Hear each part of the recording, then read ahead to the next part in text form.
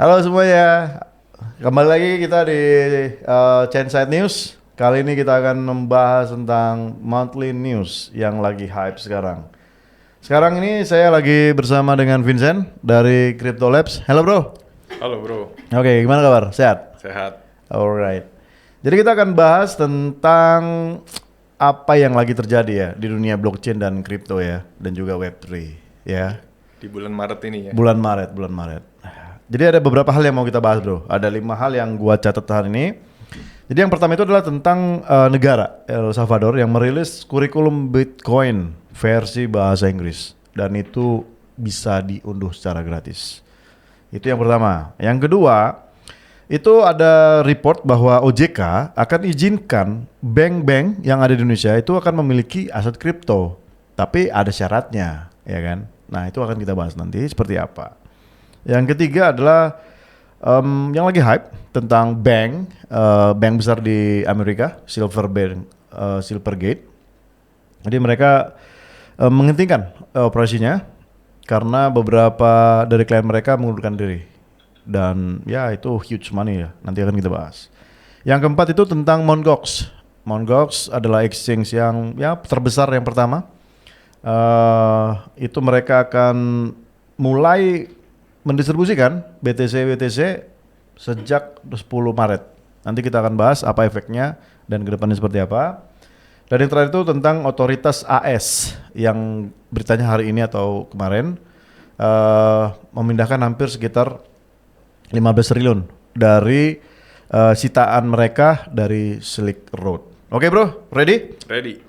Oke, ready? Sekarang kita akan bahas tentang yang pertama, yaitu tentang El Salvador akan merilis kurikulum Bitcoin. Menurut lo sejauh apa sih mereka merilis tentang Bitcoin di dalam kurikulum sekolah mereka? Jadi dari awal 2021 pertengahan ya, El Salvador ini jadi negara mungkin bukan yang pertama ya, tapi negara yang melegalkan Bitcoin di negaranya. Oke. Kemudian selanjutnya mau nerbitin kurikulum Bitcoin. Karena yang pertama keuntungan yang mereka dapat dari kurikulum Bitcoin ini kalau diajarkan ke masyarakatnya, mereka pasti lebih kenal apa itu kripto, mekanismenya kurang lebih seperti apa. Kemudian kalau udah dengar bahasa seperti seed phrase, konsensus itu udah nggak kaget gitu ya. Jadi semua orang itu bisa ngerti kripto itu apa, bagaimana uang diciptakan. Kurang lebih kayak gitu sih. Oke, menurut lo kayak itu relevan gak sih kalau misalkan nih kita bawa ke Indonesia gitu? Sebenarnya itu relevan banget sih. Ah. Kalau ini tiap negara kan beda-beda ya, ada yang melegalkan, ada yang nggak melegalkan. Kalau di El Salvador kasusnya mereka melegalkan dan akhirnya dengan mereka membuka atau melegalkan itu, eh, orang dari luar atau pariwisatanya jadi naik. Terbukti mereka naik sekitar 95% kalau nggak salah. Tapi ya lucu aja bro, kan nilainya Bitcoin itu kan fluktuatif ya. Even kayak kemarin harga dari 69.000 bisa ke 20.000 malah. Nah itu gimana bro? Ini misalkan nih ya, kalau gue di El Salvador sekarang, terus kita melakukan bisnis lah, gue beli barang lah dari lo. Lu katakanlah transaksi kita 1 Bitcoin. Nah terus harganya itu setelah 6 bulan harga Bitcoinnya turun bro, itu gimana? Ya memang ada plus minus dari cryptocurrency kan. Kelemahannya cryptocurrency itu aset yang fluktuasinya tinggi. Tapi untuk pembayaran itu bisa jauh lebih cepat dan lebih transparan. Jadi memang mungkin nggak 100% transaksi itu kita jalankan lewat cryptocurrency. Cuma untuk pendatang baru yang mau masuk ke negaranya bisa membawa kripto asalnya, yaitu mereka bisa transaksi, bisa belanja di negara tersebut supaya bisa mendatangkan traction di negaranya sih. Lo apa bedanya mereka menggunakan uang mereka sendiri? Kenapa harus pakai Bitcoin gitu? Eh, yang pasti kalau kita kirim uang pakai via bank, kan butuh waktu yang lebih lama, potongan yang lebih besar. Ya kelebihan dari cryptocurrency ini bisa lebih cepat, kemudian potongannya nggak besar. Contohnya kita kirim $100 antar negara dari Indonesia ke El Salvador, nyampainya bisa cuma $60 sampai $50. Potongannya lumayan banyak sih. Itu yang menjadi keunggulan kenapa cryptocurrency itu teknologi yang dibutuhkan sejauh ini.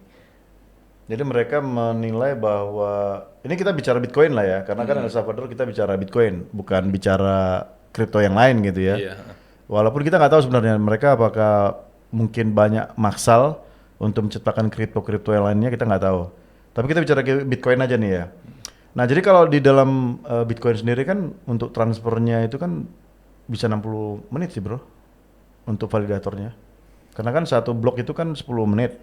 Nah dia butuh 6 kali validator, jadi 60 menit dong.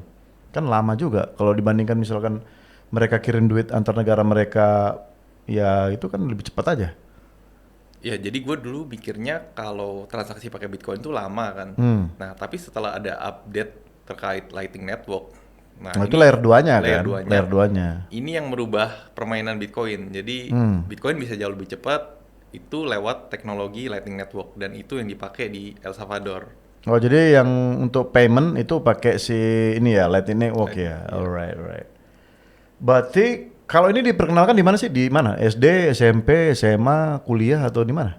Kelihatannya mereka bawa kurikulumnya sampai diploma ya, Maksudnya diploma ke akademi? akademi. Enggak, startnya dari? Startnya kemungkinan dari dasar ya. Dari SD. Heeh.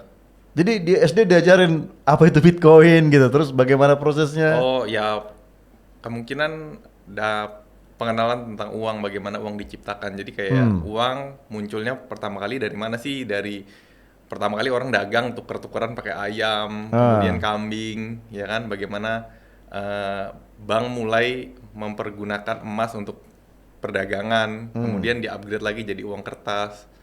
Dari situ ada keterbatasan yang terjadi. Jadi biasanya kalau transaksi itu kan dijamin sama emas itu dulu. Sekarang bank untuk ngissue uang itu nggak wajib punya simpanan emas.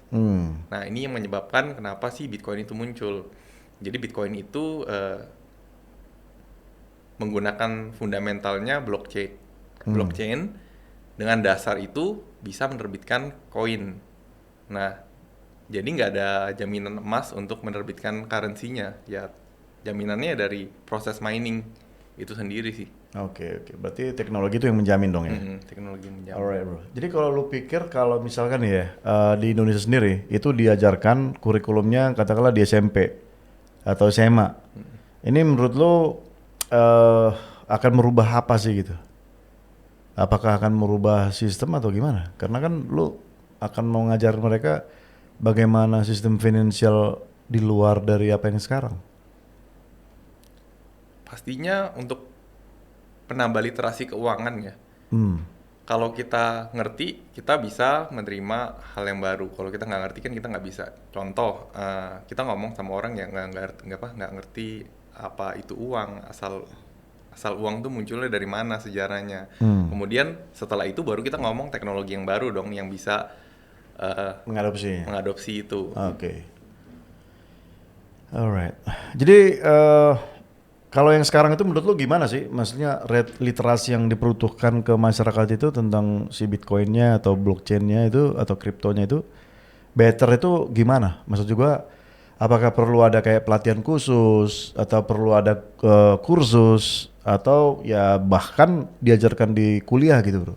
Dari pandangan lu gimana kira-kira? Kalau mau ngadopsi sesuatu yang cepat, mungkin ya kursus yang singkat aja sih, tapi udah mulai kenal. Nah kalau di El Salvador sendiri kan, aku lihat mereka target sekitar 100.000 orang yang bisa ngerti tentang Bitcoin, nanti makin lama di scale lagi kan. Jadi Oke, berarti kayak multiplier ya. Jadi dapat dulu 25.000, habis 25.000 kali 2, 50.000 gitu kali ya. Iya. Dan once tahun mereka udah hampir jutaan orang yang paham dan ngerti ya. Oke, oke. Karena ya memang legal tender mereka pakai Bitcoin kan. Artinya ya perlu pemahaman ulang lagi tentang uang ini sebagai ini kan, sebagai aset lah atau sebagai pembayaran, ya kan. Oke bro, bahasan yang kedua kita bicara tentang OJK. Nah jadi sekarang OJK itu udah mengizinkan atau akan mengizinkan baik itu bank ataupun mungkin perusahaan atau institusi untuk membeli aset kripto. Nah, dari sisi lu gimana ngelihatnya ini, Bro? Kalau gue lihat ini sesuatu yang positif sih, karena bank udah bisa diizinkan untuk menyimpan ya, Ya, bisa menyimpan, bisa membeli dulu kan. bisa membeli, bisa menyimpan, walaupun dengan syarat tertentu. Ini berarti Hmm. kan cryptocurrency udah mulai bisa diterima sebagai aset digital. Oke. Tahun-tahun sebelumnya kan masih Menolak banyak, ya. masih menolak, Ya. Bahkan di kayak melalui ban. PT2JK itu kan nanti kan dari Bapepti pindah ke apa Bank of Indonesia sama OJK kan. Iya. Nah, jadi menurut lu apakah ini akan menjadi positif?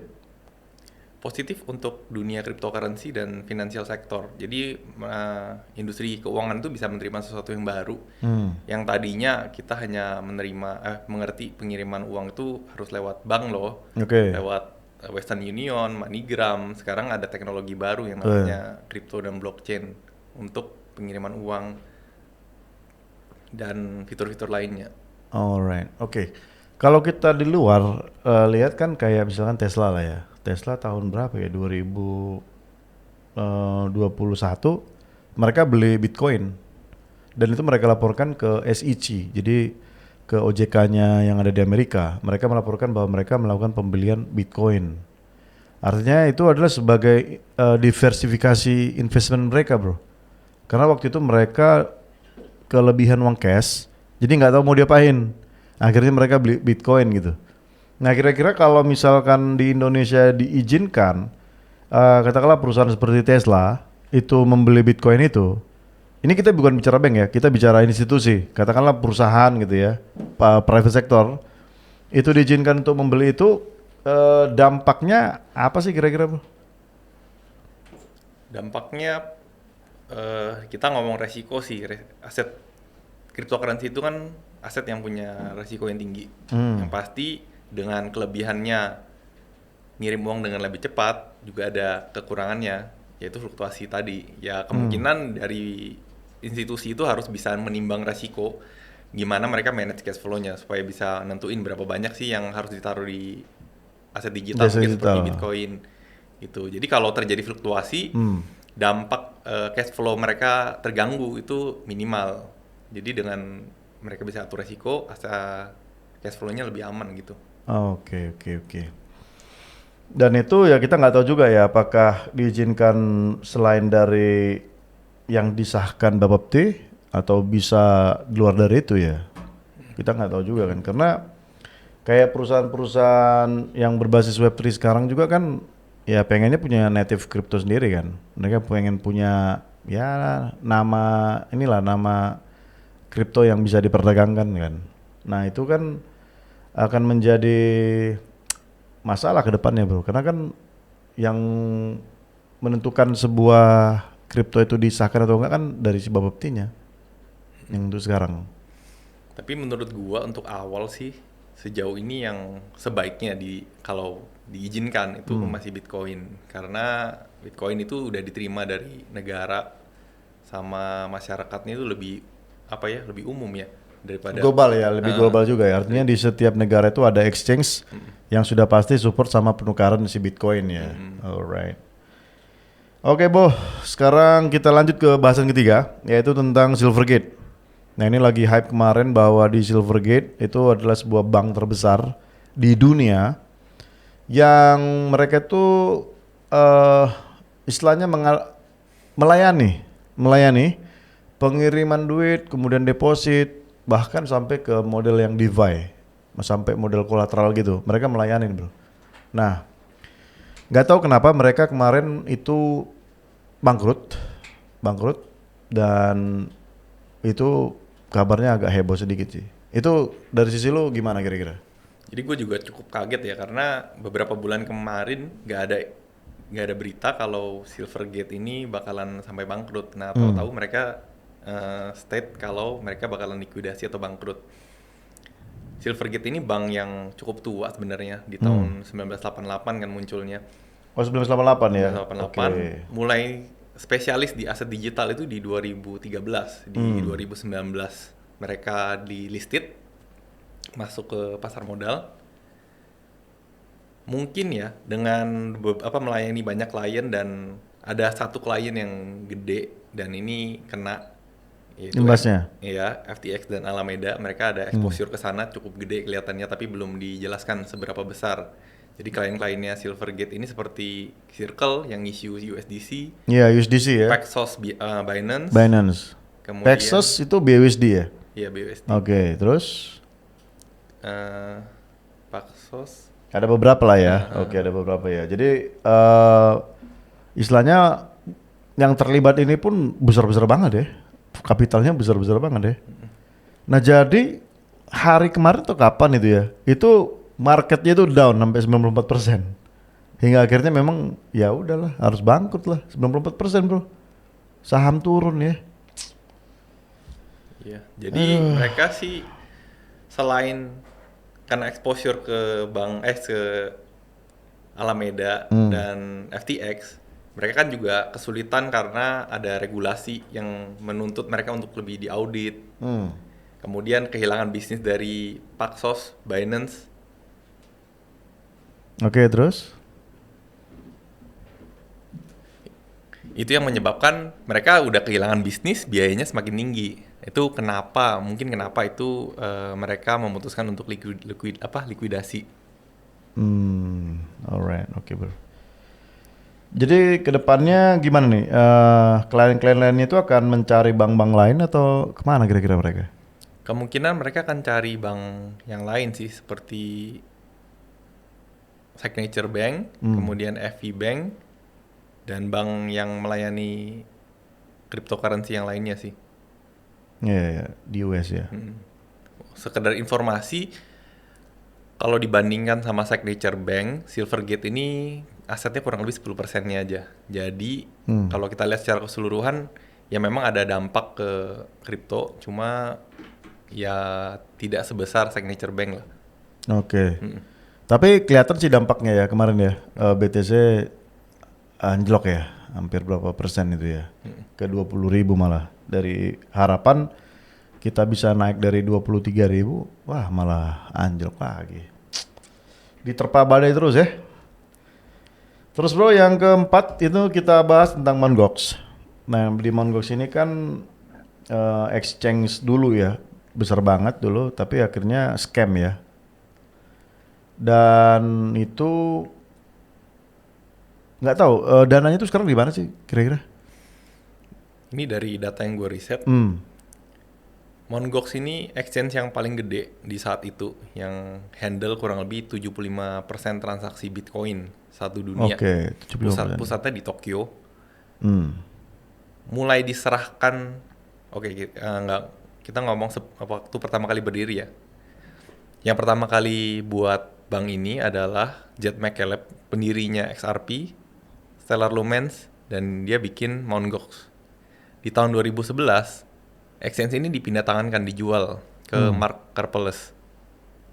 Nah, kemudian mulai bangkrut di 2014. Nah, katanya dalam prosesnya itu, bank ini mengalami kebocoran keamanan. Ada celah-celah yang bisa dimanfaatkan untuk Ngambil. trading lebih murah. Nah, itu yang dieksploit sama hacker. Oke. Kemudian berhasil dibobol kurang lebih 750.000 Bitcoin yang nilainya fantastis. 750.000? 750.000. Buset. Oke, terus? Yang bisa diselamatkan kurang lebih sekitar 100 ribuan dan mereka dapat tuntutan untuk repayment uang klien mereka. Dan itu udah terjadi dari 2014 sampai sekarang 2023. Itu selalu geser dari tahun lalu ya. Dari Maret, September sampai ini muncul ke Maret lagi. Mereka dipaksa untuk bayar uang klien mereka. Tapi mereka apakah udah institusi atau gimana sih? Kenapa dipaksa gitu? Bilang aja. Emang berarti asetnya masih ada sama mereka? Asetnya dipantau sama pemerintah juga sih. Maksudku aset itu memang ada? Asetnya memang ada kan, setelah dihack 750.000, yang bisa diklaim kembali itu sekitar 100 ribuan. Jadi 650.000-nya kemana? Ya diambil sama hackernya. Oh, diambil sama hackernya. Iya. Oh. Yang bisa di reach itu cuma 100 ribu dan mereka akan diarahkan untuk bayar Bitcoin dan uang cash. Sisanya ada Bitcoin Cash juga. Oh, Bitcoin Tiga Cash jenis juga ya. Kemudian berarti bro, si Mt. Gox ini bertanggung jawab dong ya? Bertanggung jawab. Karena kan banyak exchange yang kabur akhirnya ya nggak bertanggung jawab lagi sama nasabahnya karena dianggap ya udahlah udah pilot juga ngapain lu gua kembaliin dananya gitu. Nah berarti ini akan bisa lebih parah lagi dong winter ini jadi bear market kan parah lagi dong. Ya, Karena kan orang akan buru-buru untuk ya tanda kutip menjual ya. Durian runtuh 10 tahun atau berapa tahun kejadiannya itu? 10 tahun kurang lebih. Udah hampir 10 tahun kan? Bayangin 10 tahun. 10 tahun lu nggak pegang apa-apa terus tiba-tiba datang. Cuman masalahnya mereka kan kirim ke wallet ya. Which is mungkin wallet itu nggak ada lagi. Jadi semenjak 2018 itu klien Mt. Gox diizinkan untuk klaim. Mereka harus isi form ada di websitenya ya. Klien yang udah ngisi itu berhak untuk dapat klaim pembayarannya. Kalau belum isi itu nggak dapat pembayaran. Yang udah ketinggalan juga kelihatannya agak susah sih untuk klaim. Karena kan harga dulu sama harga sekarang kan jauh banget bro. Iya. Jauh banget. Artinya katakanlah lu dulu itu 2014 beli Bitcoinnya misalkan 400 Bitcoin. Buset bro, kalau sekarang 400 Bitcoin lu jual, hancur itu harga market itu. Iya, harga di Bitcoin tahun 2014 itu sekitar 300, peaknya di $400 satu koin. Sekarang $300 kan? Iya. Sekarang udah $25.000. Iya. Bakalan banyak sih itu masalah ya mungkin di fluktuasi harga sih ke depannya. Jadi ya bakalan down kayaknya. Kemungkinan akan terjadi fluktuasi yang cukup Dalam ya. dalam di bulan Maret ya karena banyak kasus yang terjadi. Tapi kalau sebagian orang ngomong nggak semuanya mereka akan jual karena mereka pasti bisa dikatakan itu mereka Bitcoin believer, cryptocurrency believer yang Bitcoin maksimalis lah ya. Nah. Ada istilah gitu kan. Istilahnya sampai dia itu terakhir diproduksi 2140, wah mungkin di situ dijualnya kali ya. Oke bro, yang terakhir itu adalah tentang otoritas AS yang memindahkan nilai Bitcoin senilai hampir 15 triliun. Itu hasil sitaan mereka dari Silk Road dan itu ditransfernya ke Coinbase. Ini berarti ada dua topik ya. Satu si Mt. Gox akan mengirimkan which is mungkin akan menjual harga down, ditambah lagi yang sekarang dari Silk Road mereka lelang ya, mereka lelang di Coinbase nilainya hampir 15 triliun. Ini menurut lu gimana kira-kira? ini seperti sudah jatuh tertimpa tangga. Ya dua kali jatuh ya. Oke. Itu ceritanya gimana ceritanya? Silk Road ini jadi ada satu hacker yang exploit transaksi di Silk Road ya, transaksi deep web. Jadi transaksi terkait perdagangan narkoba, pencucian uang, itu berhasil dihack. Dan menurut berita setelah digerebek itu asetnya dalam bentuk Bitcoin dan cryptocurrency itu disebar di ledger, ada yang ditaruh di toples ini, toples itu. Cuma berhasil ditangkap, dikumpulkan itu nilainya sekitar 51K. 51K? Banyak banget ya. Terus? Dan ada perpindahan dari pemerintah US yang menyita asetnya, kemudian wallet ini ada perpindahan sekitar 3 kali transaksi itu totalnya 51K. Kemana aja itu? Ke wallet Coinbase. Kemungkinan akan dijual. Itu kenapa harganya Bitcoin fluktuasi banget di beberapa hari terakhir. Mengharapkan harga Bitcoinnya ini ya rendah ya supaya orang banyak beli ya. Iya kan? Jadi mereka itu kelihatannya likuidasi dijadiin dolar. Likuidasi dari dolar. Maksudnya BTC-nya dijual? BTC-nya dijual. Ya dipindahin ke Coinbase, exchange kan tempat jual beli cryptocurrency. Iya, oke. Jadi dari BTC diubah ke dolar. Mungkin dijadikan penerimaan negara atau bagaimana sih? Oh, berarti ini Oh iya, ini kan ini ya ciptaan negara ya. Berarti istilahnya si negara ini ngasih ke si Coinbase, terus Coinbase melalui user-usernya mereka kebeli gitu ya. Ya, Jadi once dibeli, cair dong uangnya. Dan itu ya kembali ke pemerintah ya. ya begitu dijual kan ada opsi apa ada limit sell-nya kan. Itu dibeli sama orang harganya jadi hancur karena barangnya terlalu banyak di market. I see, I see, I see. Oke, bro. Mungkin hanya itu aja kita bahas untuk monthly report hari ini. Jadi mungkin monthly berikutnya kita akan bahas lagi seperti apa hype yang terjadi di dunia kripto, blockchain dan Web3. Alright, bro. Oke bro, Oke, terima kasih buat ininya ya, buat informasinya. sama-sama. Oke, terima kasih teman-teman yang ada di sana yang menonton kita dari Chainshout News dan Crypto Lab. Demikianlah hasil report bahasan kami, monthly report tentang Bitcoin, kripto dan Web3. Semoga kita ketemu lagi dengan bahasan yang lebih seru lagi di bulan yang berikutnya. Oke, stay tune. Terima kasih. Dah.